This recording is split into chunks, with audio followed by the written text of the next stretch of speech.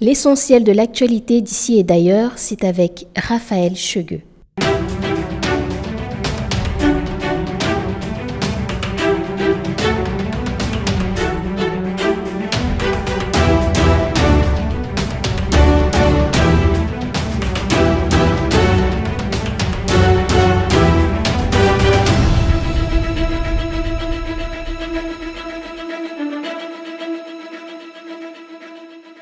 Bonjour à tous, bienvenue dans ce récap de l'information. Ouvrons avec la politique au Cameroun. Recrimination. L'administrateur civil Valère Bessala charge son patron Paul Atangandi. Un administrateur civil critique ouvertement son patron. L'homme en colère, c'est Valère Bessala, un ancien préfet adjoint du département du Diamaré, ancien sous-préfet et ancien inspecteur de l'administration préfectorale dans la région de l'extrême nord.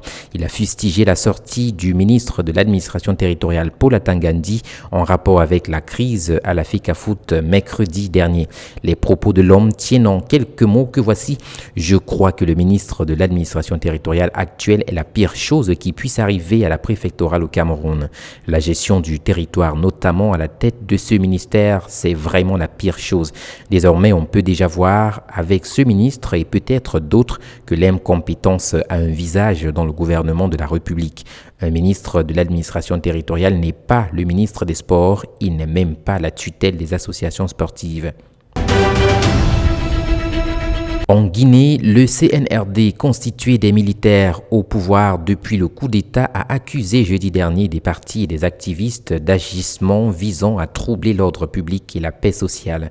Dans un communiqué lu à la télévision publique, le CNRD accuse les partis et les activistes de vouloir saper la paix et la quiétude des Guinéens en portant des préjudices à la transition apaisée en cours. Sans donner plus de précisions sur l'identité des partis et des activistes qui l'accusent, le CNRD met en garde ceux qui refusent de s'inscrire dans la démarche du dialogue consensuel et assure qu'il prendra toutes les dispositions régaliennes pour assurer leur sécurité. Économie à présent, un protocole d'accord lie désormais les douanes et KiwiPay à Bolloré Transports et Logistiques pour développer le commerce électronique au Cameroun. Sur le continent africain, le commerce électronique croît à un rythme exponentiel, mais comparativement à certains pays comme le Nigeria, le Cameroun est encore à la traîne selon certains spécialistes du domaine. Le pays dit Afrique en miniature pourrait bientôt combler son retard grâce à des initiatives comme celle de l'administration des douanes, la firme KiwiPay et la société Bolloré Transports et Logistiques Cameroun. Dans le cadre de cet accord, Bolloré sera chargé d'assurer la gestion des formalités douanières et de procéder à l'acquittement des droits et taxes des colis importés par voie aérienne et maritime, permettant ainsi de faciliter les processus d'importation et d'accélérer les délais de livraison des marchandises. Environnement climat à présent, Vanessa Nakate, militante ougandaise pour le climat, déclare haut et fort « Je veux des actions maintenant, pas dans 10 ans ». La jeune femme plaide dans un entretien pour davantage de justice dans la lutte contre le dérèglement climatique. Elle est actuellement présente à Glasgow pour la COP26. L'Ougandaise Vanessa Nakate, qui aura 25 ans le 15 novembre, fait partie des figures les plus visibles parmi la jeunesse qui se mobilise à travers le monde pour exiger des gouvernements des réponses concrète au dérèglement climatique. Elle a créé le mouvement Rise Up pour encourager l'engagement dans son pays et sur le continent africain. Elle participe actuellement à la conférence sur le climat de Glasgow et vient de publier un livre intitulé Une écologie sans frontières aux éditions HarperCollins de 256 pages vendues à 18 €. Poursuivons ce récap de l'information en santé. Côte d'Ivoire, les cliniques privées rivalisent d'investissement avec les institutions sanitaires publiques. Déjà forte avant la pandémie, la concurrence dans le secteur de la santé ivoirienne ne se dément pas. Extension, achat d'équipements de pointe, partenariats, etc. Le secteur de la santé poursuit son essor en Côte d'Ivoire. Déjà âpre avant la pandémie de Covid-19, la concurrence bat son plein. Sur un marché aux besoins croissants, les établissements hospitaliers multiplient les investissements afin de renforcer leur plateau technique et de rester hautement concurrentiels dans la course. Culture, prix Goncourt 2021, après la Camerounaise Djaïli Amadou Aman, c'est désormais au tour du Sénégalais Mohamed Boukar de remporter ce prestigieux prix. Le romancier sénégalais de 31 ans a remporté la prestigieuse distinction littéraire avec son 4e roman intitulé La plus secrète mémoire des hommes. Né en 1990 au Sénégal, Mohamed Boukar vit en France. Ses 3 précédents romans, dont Terre Sainte, Silence du cœur et De purs hommes, ont remporté plusieurs prix.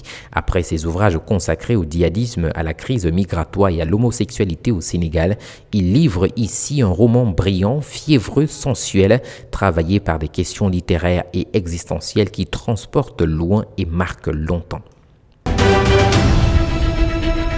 Pour terminer, sport. Cameroun, exaspéré par le président de la FECAFOOT, Gaël Nganamoui, déballe et démissionne de son poste de team manager des Lions Indomptables. Dans une lettre signée du 4 novembre 2021, la meilleure joueuse africaine de 2015 et team manager de la sélection féminine de football relate comment s'est détériorée sa collaboration avec le président par intérim de la Fédération camerounaise de football sous le coup d'accusations fallacieuses et d'intimidation. Dans sa lettre de démission adressée le 4 novembre 2021 à Seydou Mbombo Njoya, le président de la FECAFOOT, l'ancienne gloire de la sélection fanion de football féminin, relate 2 faits survenus lors de visites des infrastructures dédiées à la Coupe d'Afrique des Nations 2021 par une délégation missionnée par le président de la République du 16 au 24 octobre 2021. Toujours en sport, Paul Biya, le président camerounais, félicite le Camerounais sacré champion du monde de Scrabble classique.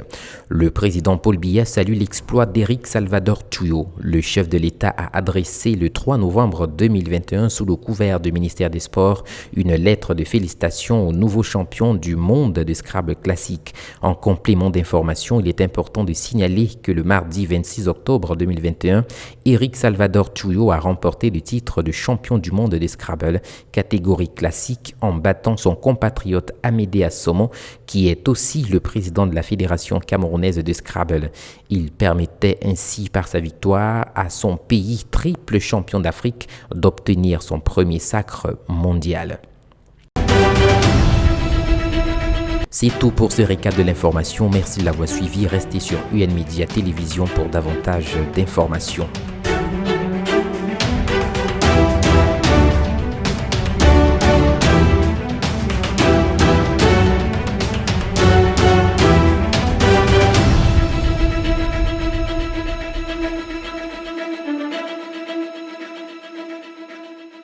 C'était le récap de l'information avec Raphaël Chegueux. Merci de l'avoir suivi.